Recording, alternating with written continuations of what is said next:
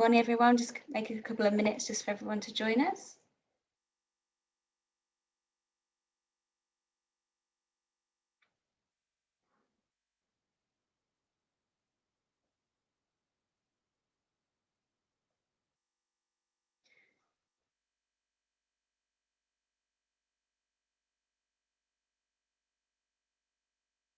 Okay, so hi, good morning, everyone, and welcome to IAB Europe's Industry Insider with Spotify. So as some of you may actually be aware, we did have a few tech issues last week. We were meant to run this session a little bit earlier.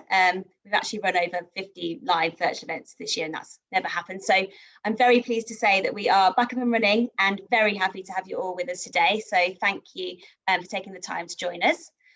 So for those of you that don't know, I'm Lauren Wakefield. I'm the Marketing and Industry Programs Director for IAB Europe.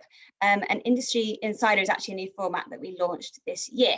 It's just there really to provide real learnings and insights from industry leading companies.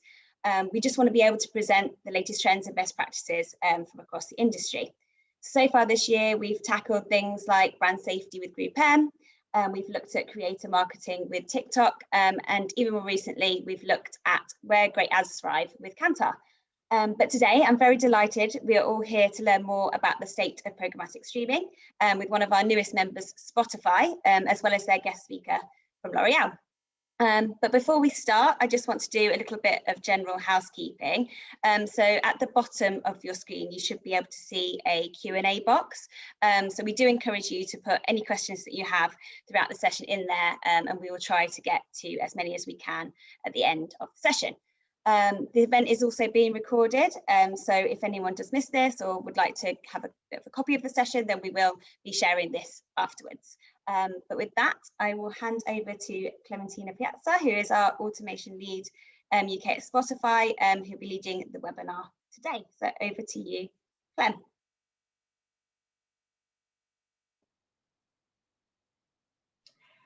Good morning, everyone, and thanks for joining us again. We were meant to have, this webinar a little, earlier on, but this is the joy of the life we're living at the moment. So tech issues are, kind of the norm. So thanks for joining us again and making time to be with us today.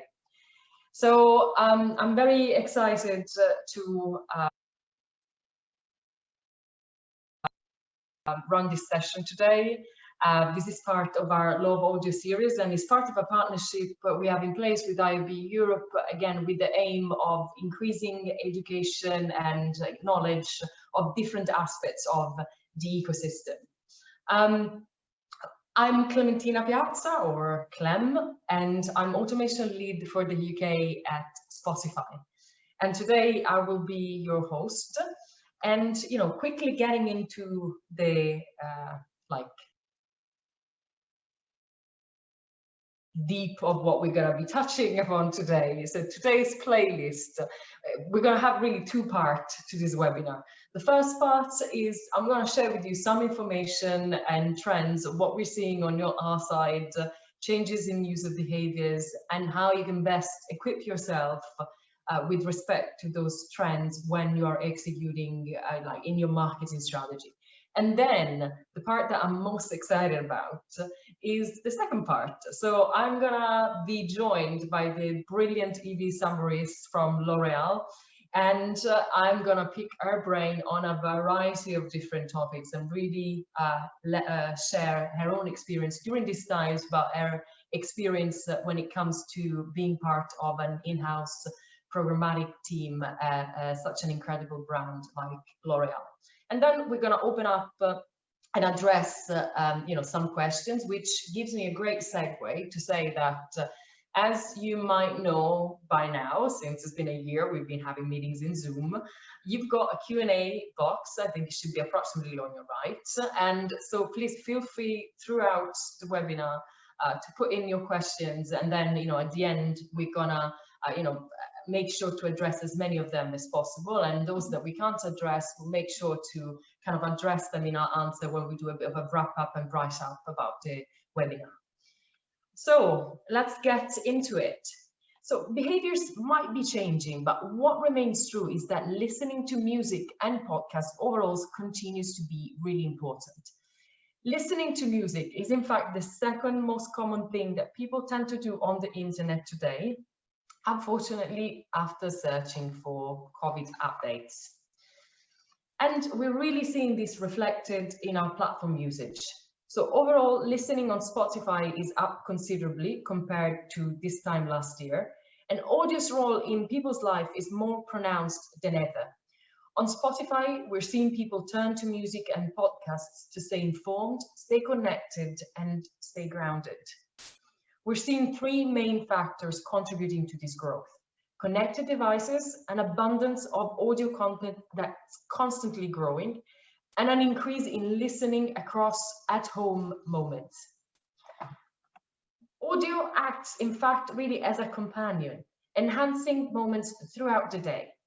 Unlike other media, audio adds more to whatever you're doing. It allows you to be present and stay connected to the world around you, while making that moment even richer.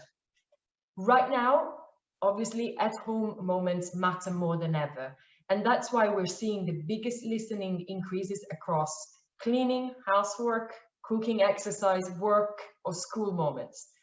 Audio enhances those times, and whether you're blasting the new Beyoncé remix while vacuuming or catching up with the daily over breakfast prep.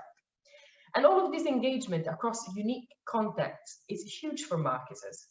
But so far, we can kind of agree that these moments have been vastly unaddressable. But now brands have a wealth of opportunity to make authentic, relevant connections right when people are paying attention the most. With social distancing being informed, people are just naturally having to stay more at home and indoors, and music brings really helps fine-tuning and bringing people together during those moments. Listeners are craving mood-boosting content to set the tone of good vibes for their day. And that's really helped make every day feel a little bit like Sunday or the weekend in general. In fact, every day feels so much like a weekend that we're seeing more users settle into behaviors that we'd otherwise only see during Saturday or Sunday. And to give you an example, in fact, we're seeing an increase in listening happening in the middle of the day. We're also seeing more people use their home connected devices like they would if they were hanging out on a Sunday. And I think that particular aspect is incredible for marketers, because basically, when you're seeing that increase in at home connected devices, it means that whenever you're serving that message, you don't only reach one user, but with one message, you have the chance of reaching more than one users at a time, depending on who's in the household or group that are listening together. As I said, naturally, we've seen some dips across in-car, wearable, and web listening, but we saw an increase of over 50% in listening across connected TVs and gaming consoles. Connected device usage is generally up more than 40% among ad-supported users globally. And all this listening really coincides with an explosion of music and podcasts. And perhaps not surprisingly, people are spending more time unwinding as well, listening to chill playlists. So chill tracks are also seeing more rotation in people's playlists, meaning songs that are more acoustic, less danceable, and have lower energy than songs previously added to their playlists. So audio streaming really appears to have become the medium through which we are increasingly soundtracking our lives, especially during these unprecedented times, to help us lift our moods, spend time as a household, or even keep anxiety at bay.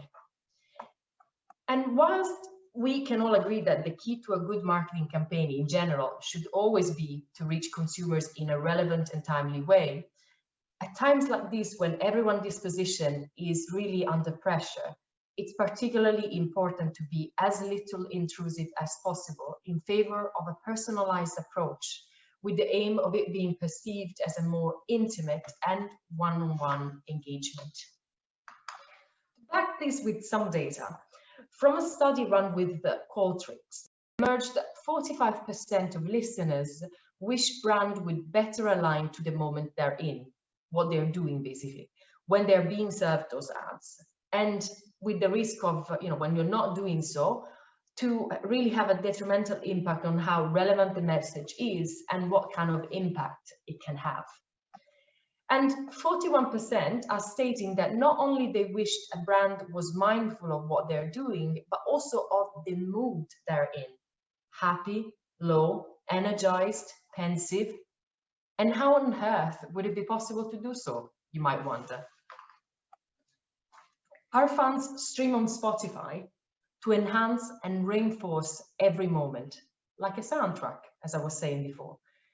Because audio is personal and flexible, it sits in a different space in people's minds, uniquely reflecting the mood and the mindset we're in. And our research really proves this out. 75% said that they match their choice of music or podcast to their mood, the real true mood, not necessarily the curated version of ourselves that we might entrust to other mediums.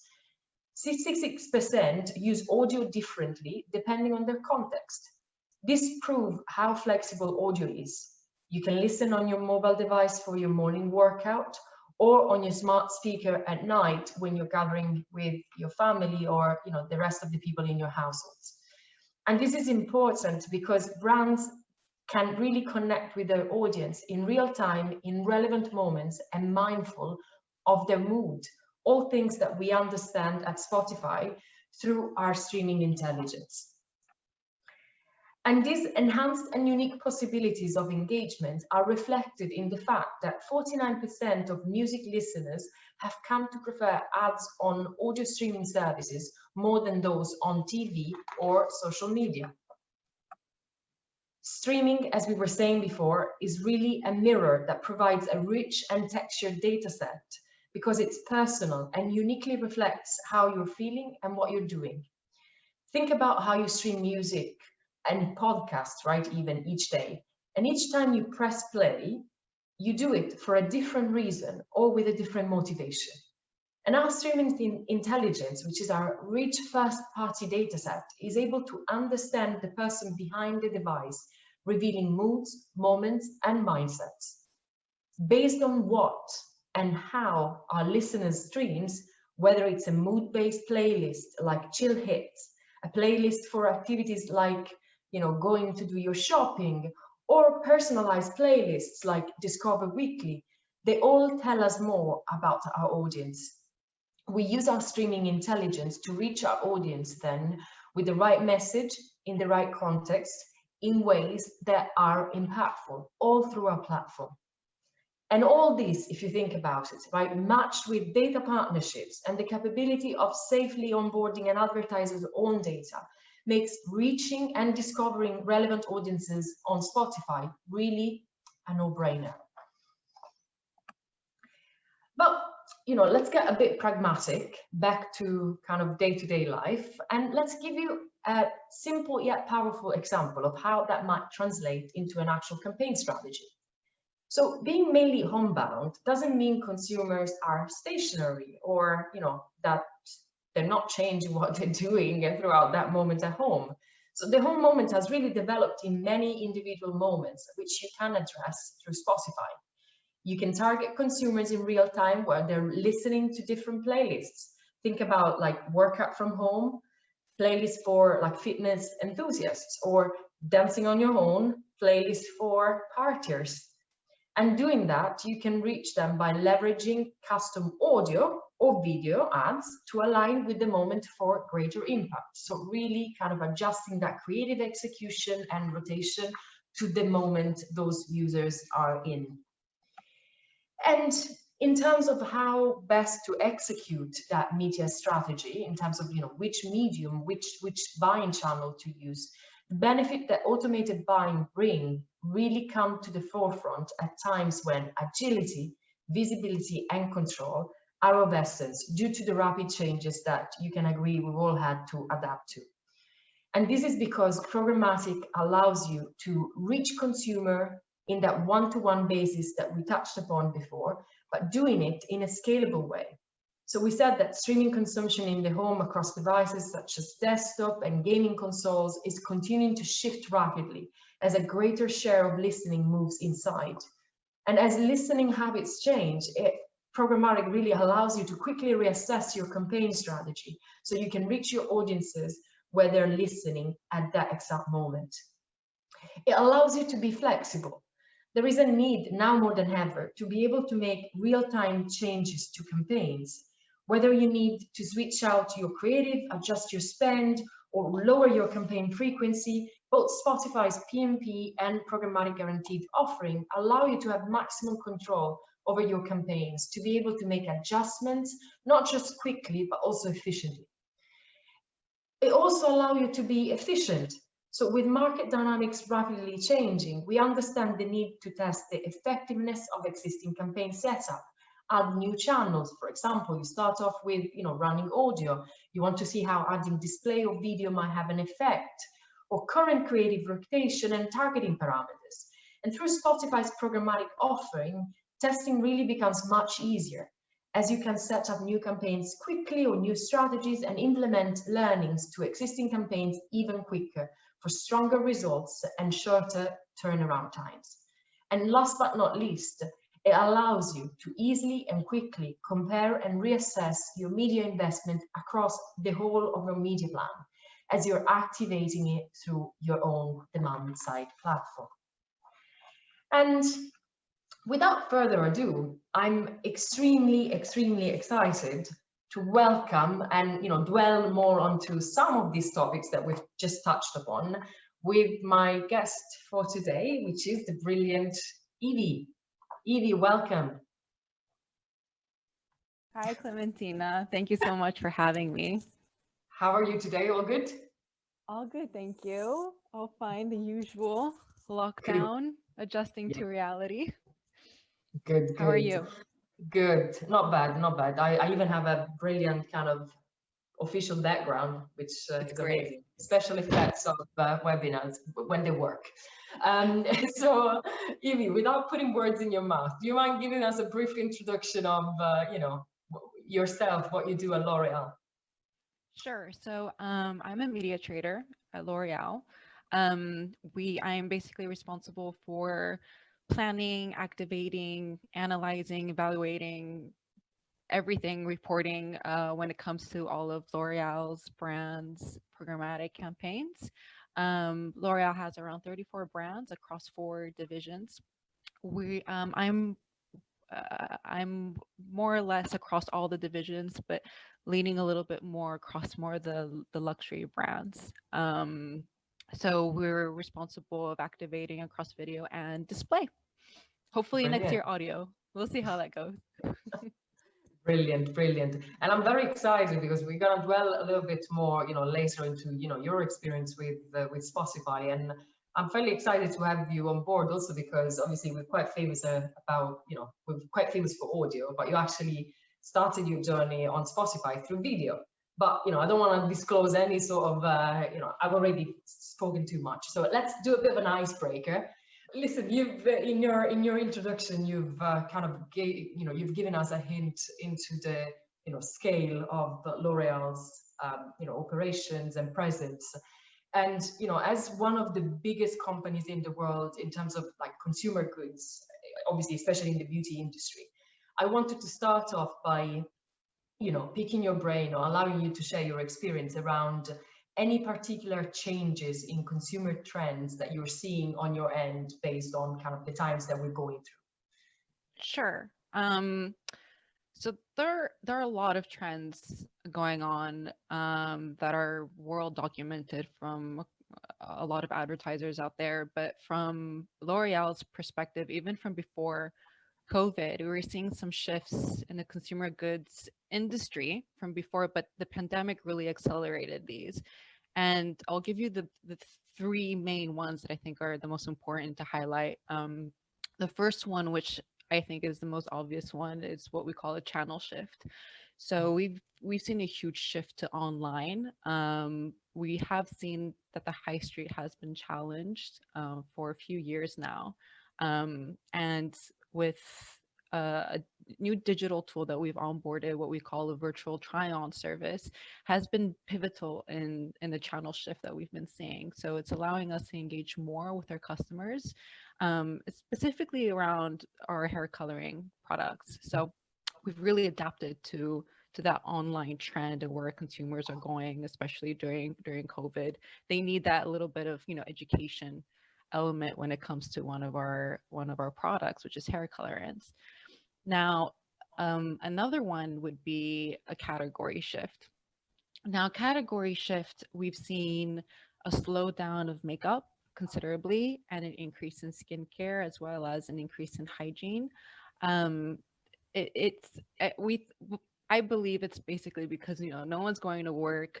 No, there are no events. Nobody's really applying makeup, so they have the additional time at home to take care of their skincare routine, for example, or create more of a spa environment, so to speak, because there is that time and there's more time for a little bit of self-love.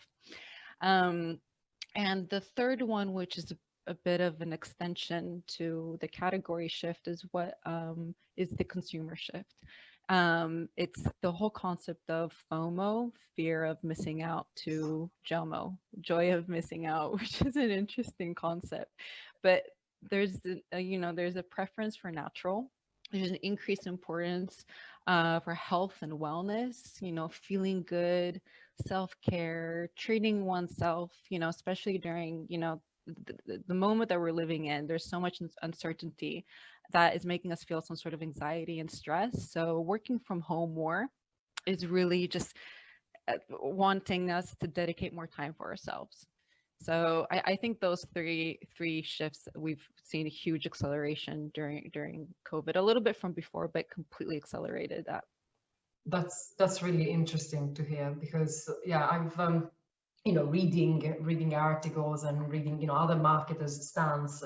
At some stage there was a bit of a contrary to what you just said. There was a bit of a belief that because we were at home, everyone was just letting go, right? It's like sweatpants moment, and nobody caring about themselves too much because there's nowhere to go to, whatnot. But at least it's good to hear what you're saying, because actually I can also kind of see myself in that trend. Like maybe at the beginning it might have been a little bit like that, like there was times where you're letting go for sure, but it's this kind of rediscovering of taking care of yourself as really I think it's a trend to keep in mind as a marketer, for sure, in your similar category. That might be counterintuitive from what we might have thought would have happened.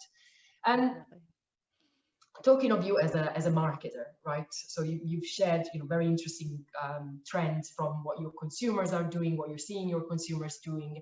So as a marketer, right, in relation to that, I'm interested to hear a little bit more around how your priorities have changed, right, in like reaching those consumers. So any changes in your go-to-market or media buying, right, as a result of those trends that you just described to us.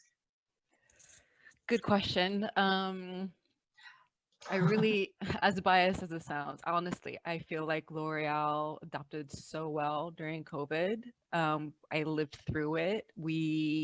As a business, we worked extremely agile.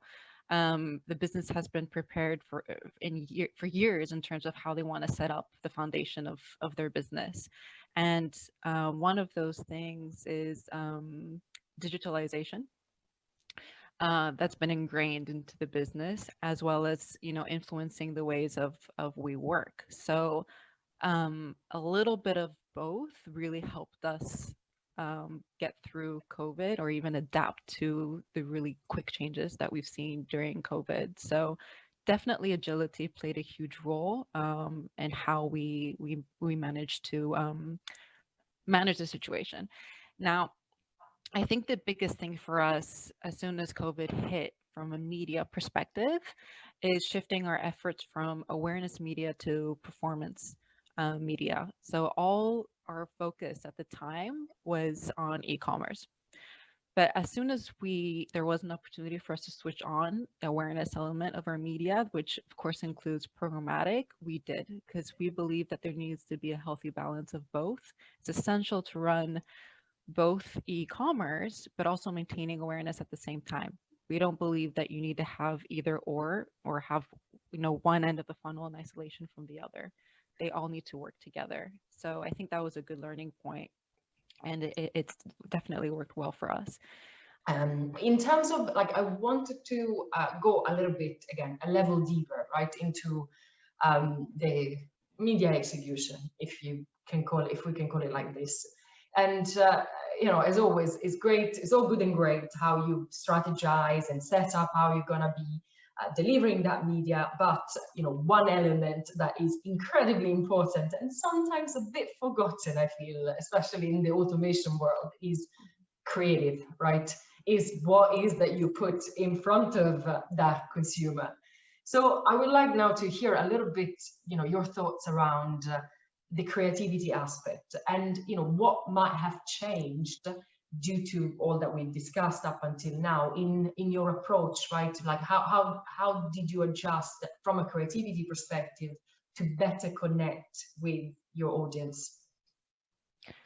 Really good question, and there's a lot here. So I'll take it a step back, and just share really how I approach things as a media trader with the campaigns and the briefs that are shared with me. So before I go into the specifics of a media plan, I really like to get into the nitty-gritty of the brand's profile, its values, its persona, who is the face of the brand and the product that they want to launch, as well as the objective of the campaign. And most importantly, who is our core audience? Who does the brand want to be associated with? Who does the brand want to speak to and target, so that they create a relevance to the brand and the product. So once I have all those questions answered, whether it's with the brand marketing team or even working with our agency, I need to have a very top line view of what I'm working here with. And then going into best practices that I've created over the past couple of years that have really taken with me on board is understanding the objective. So once I understand the objective, and I'll give an example here. If we take on awareness, then video is the one that I'm going to go with, right? Once I know the medium that I'll be working with, then we'll get down to creative, which I totally agree with you. It's so important, and I feel like sometimes it gets a little bit neglected.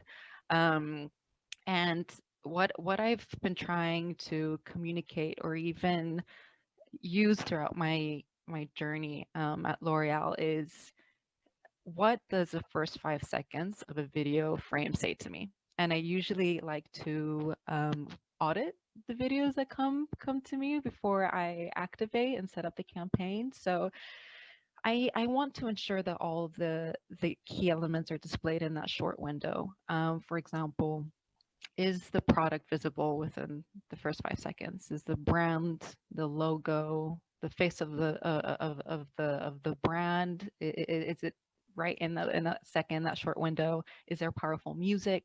Is there a very key message that they want to communicate to me as a consumer? I know that there are a lot of elements, and I'm saying a lot here, but it's so important to be able to nail at least 3 of those concepts within that frame, because as a consumer myself, my attention span is just getting smaller and smaller. We're digesting so much content out there that the more we digest and the more that we read, we just want to flip through the next video, flip through the next post, flip through it all. But what's important is to see that within that video that I'm watching, the first 3 to 5 seconds, I'm going to remember it once I flip through it. So I take that theory, and I share it with the agency, I share it with the brand.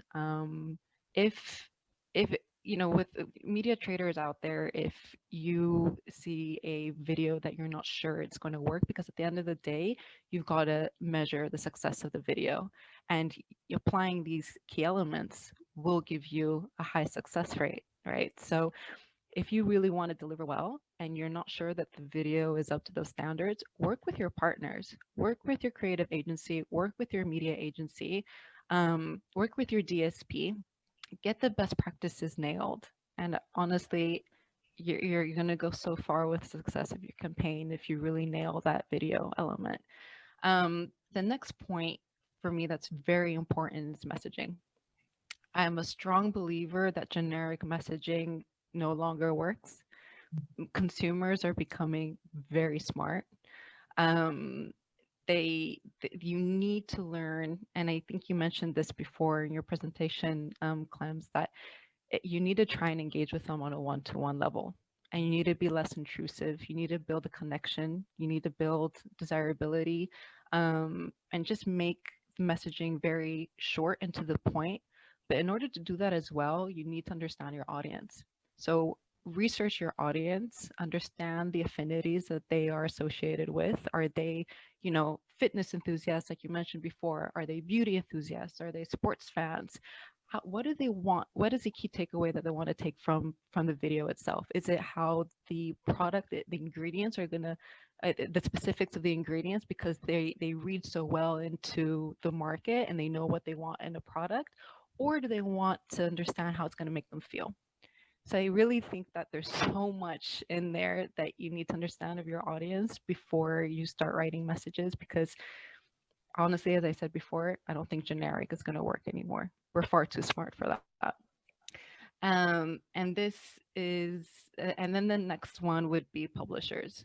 So there are so many publishers out there that have a huge portfolio of first party, second party, third party data, or even formats. You have high impact display, you have different, animated videos, high impact videos.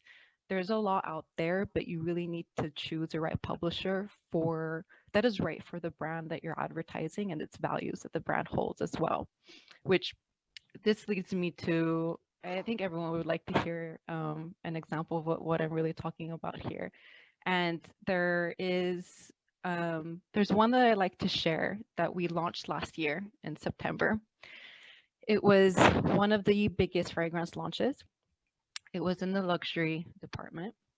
The face of the product was and is an up-and-coming pop artist, British pop artist. She is just absolutely amazing. She was going to launch or release her album on Spotify. And this brand has different franchises. And what's very important to understand is you need to differentiate your franchises. So because the face of the brand is a pop artist and music is a huge, it's a major theme for the brand. The brand marketing team came to me and they're like, Evie, what can we do that's a little different? Which publishers are out there? And I'm like, that's great. That's a good question. But I also need to see your creatives as well to see how we can market this. So thankfully they ticked all the boxes, but now it's down to finding the right publisher. So as we decided that music was a common theme, we needed to have a strong presence across music streaming platforms. And of course, this comes to us starting to have communications with you guys, with Spotify, because we've never done an activation with you guys before. And I really feel like we needed to find the right brand and the right product to do it. So we spoke to you guys. We found it was the ideal opportunity to be part of a bigger campaign that we feel like it was going to be a success. We don't like, in general, rule of thumb is we don't like doing anything in isolation. We really feel like it's important to create relevance and synergy that will really better help connect, with your consumers. Like we knew our audience was going to be on your platform and working together in terms of the specific segments that we can target, as well as, being in line with the release date of her album. We knew that it was going to be a success. And now going into the specifics in terms of the creatives, in terms of the type of deal that we ran with you guys, it was a PG deal. I think I really wanted something more impactful because it was a launch. I highly believe in mobile. I use Spotify on mobile. I think a large percentage of our customers or consumers are on mobile, and we had the right format for it. The video, first, couple seconds, we had the brand, we had the product, we had the face. The music was so empowering, and I just felt that we needed that kind of medium on that specific device to create impact.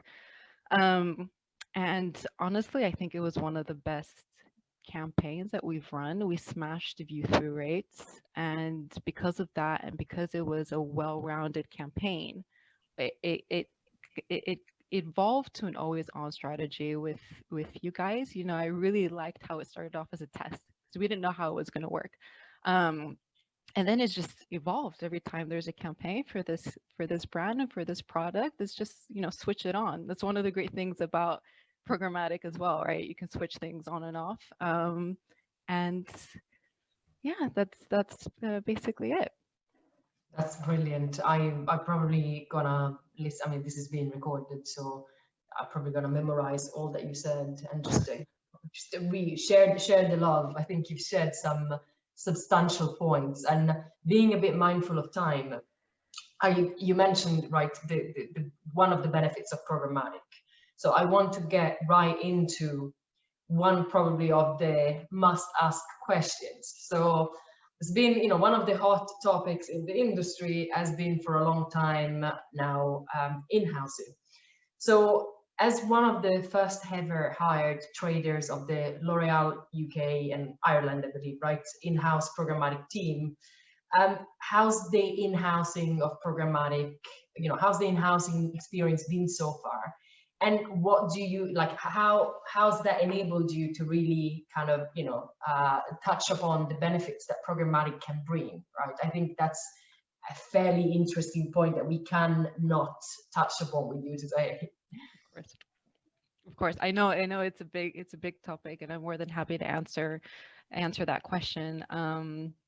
So to give you some context, L'Oreal decided a few years ago to start in-housing and really want to take control of the technology.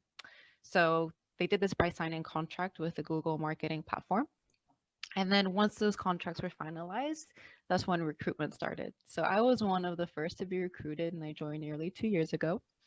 The role is to be involved in end-to-end campaign management. So responsible for planning, buying, valuation of the media, optimizing the media, reporting and sharing these results to the brand. But I really think that the most important aspects of the role is working closely with both the brand marketing teams as well as our media agency.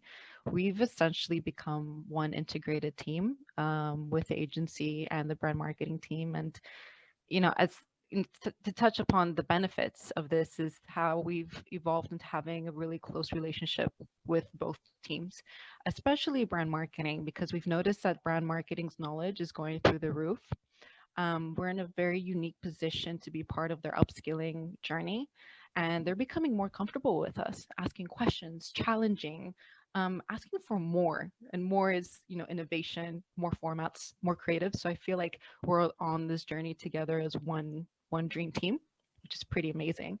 And to delve a little bit more into the benefits of in-housing programmatic, I think one of the main things that I like to highlight, and I'm pretty sure I've said this several times, but it's agility. It's so easy to switch on and off.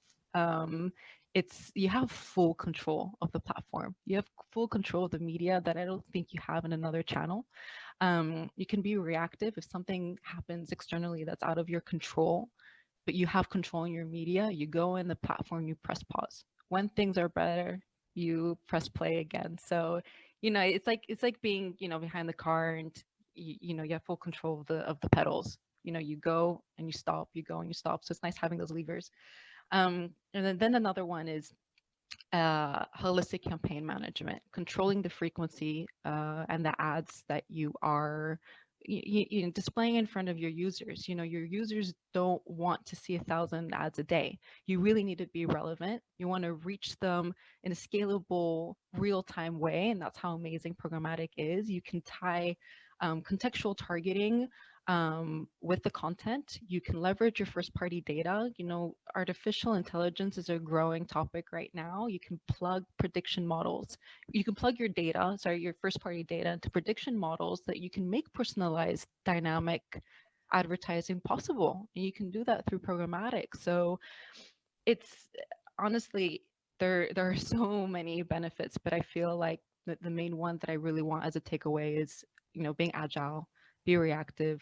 You can reach your consumers on a one-to-one basis, which I think is so unique. And you can also be efficient with how you advertise as well. Every pound counts. And I really feel like there is that element of efficiency with how you buy your media.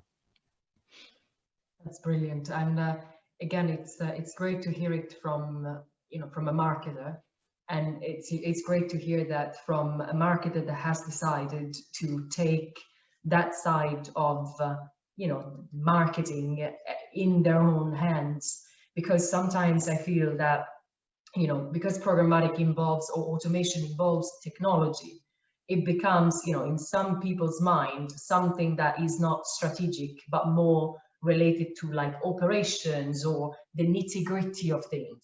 Instead, what you just said, if I've interpreted correctly, right, it really comes, allows to come quite evident how executing something via programmatic is actually a fairly strategic decision that can have a really substantial impact on how effective your marketing is in impacting your bottom line, right? Of course.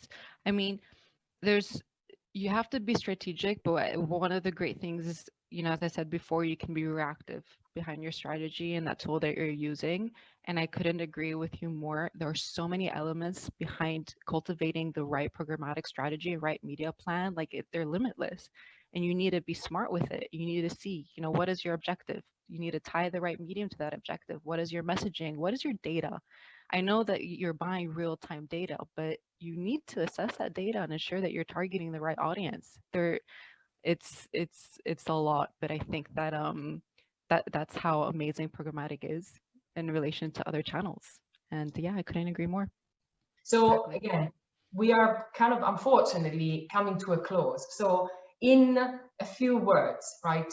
I would like, if you were to give one or a couple pieces of advice to your fellow marketers, what would they be for the future?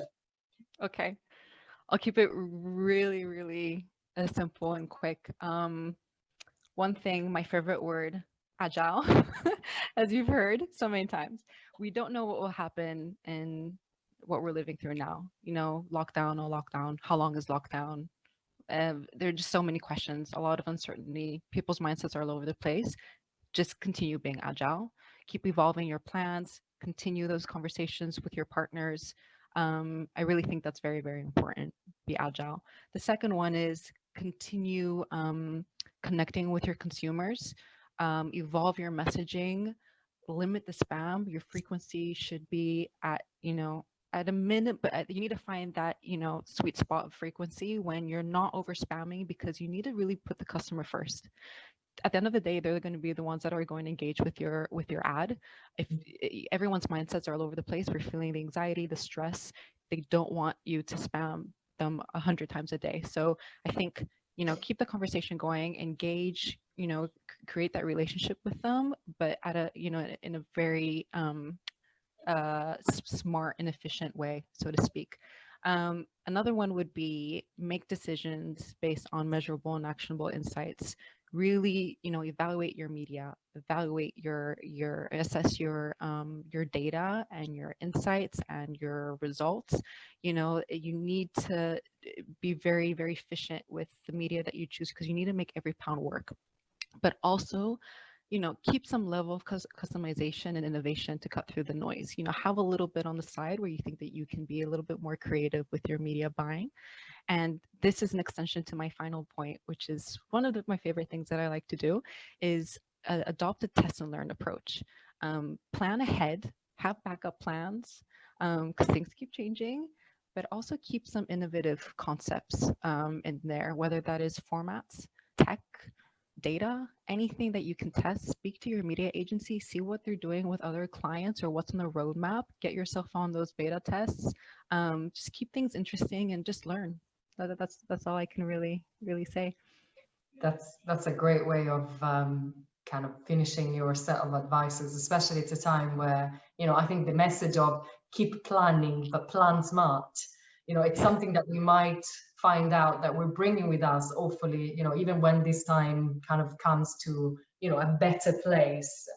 And yeah, keep planning, plan smart, and plan with a backup plan. You know, I think that's a great way of putting it. So Evie, thank you so much for joining us today. I certainly found it really, really valuable. I hope our guests did too.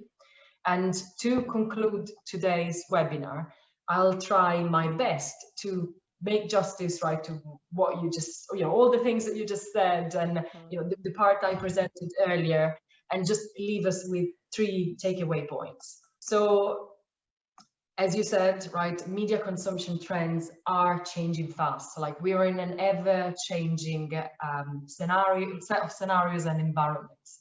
So, to Evie's favorite word, like, it's incredibly important to be as agile as possible. And as we said, you know, executing your marketing via programmatic channels, via automation, really allows for that agility. Context is crucial. So again, as you know, to Evie's point and to what we touched upon earlier, we are, you know, people's minds are under quite a lot of strain, and it's important not to be invasive and to really kind of create a media experience that it's all encompassing. So leveraging the right context with the right creative, addressed to the right people when they're in the right mood, it's incredibly important in general, but now more than ever. And as we said, right, of all the different like avenues you could take in like bringing that, creating that message to your consumer, like buying the media that allows you to do so via programmatic or via automation really gives you the chance to deliver that message in a flexible and efficient way, ready to, you know, go ahead with your plan or reassess and maybe, you know, do even better by your backup plan. So that's all, you know, we're gonna leave you with today. Now we're gonna start and pick, you know, some of the questions in our Q&A boxes, and we're gonna try my best to address as many of them as possible.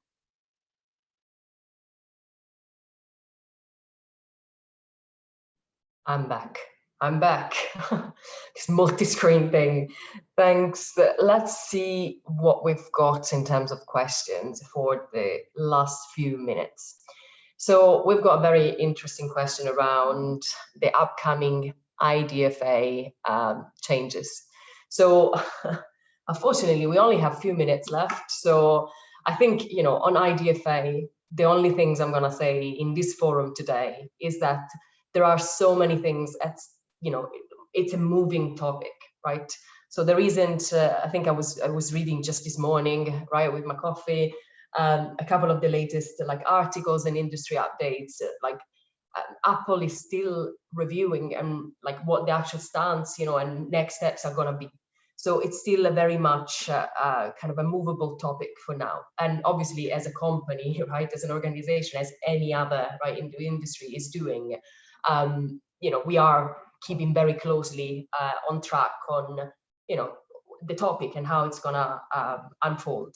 One thing though I'm going to remind and say is that we are like, within the array of data that we can offer, there's a vast array that is very much related to context.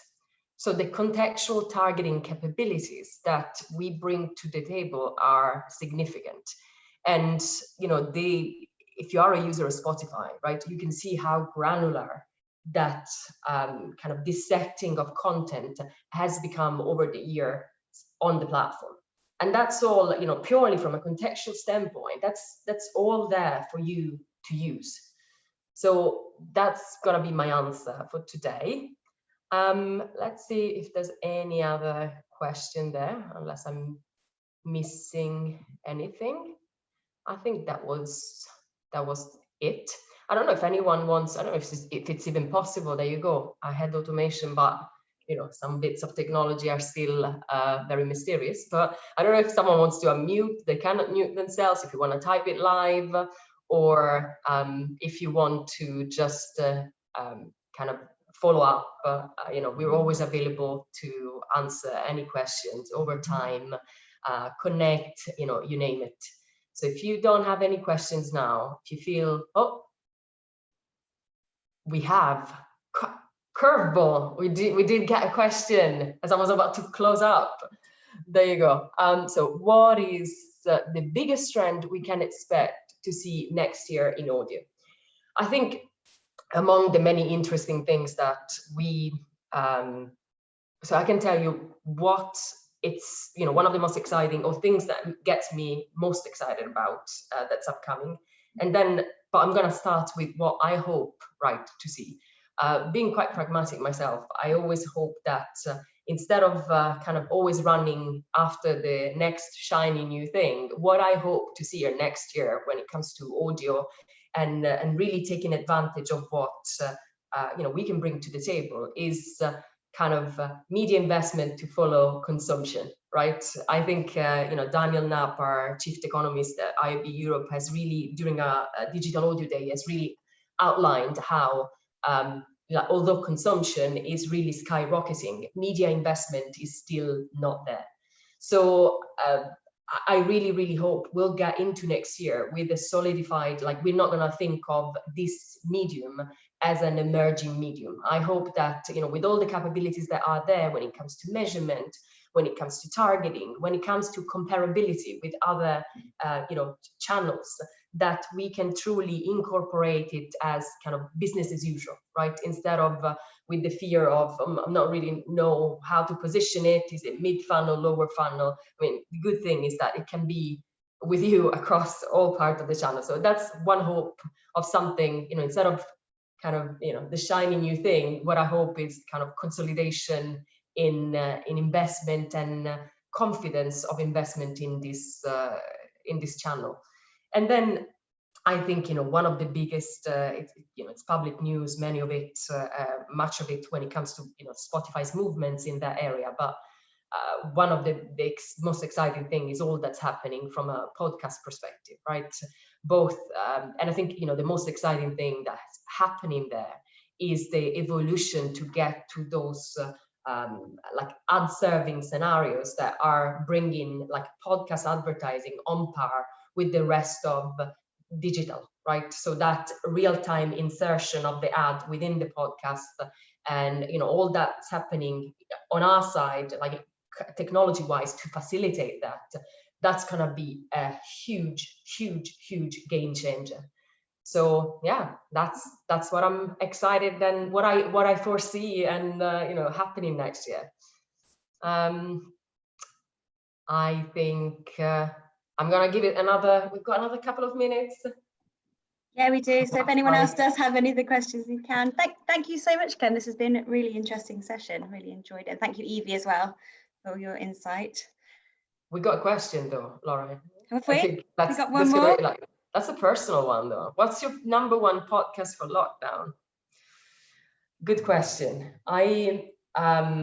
There's a couple, really. I mean, one, as you can probably hear, not subtly from my accent, I am actually listening to a brilliant Italian podcast that's called Morgana. It's from a journalist over here, and she's basically exploring, surprise, surprise, big female figures in history.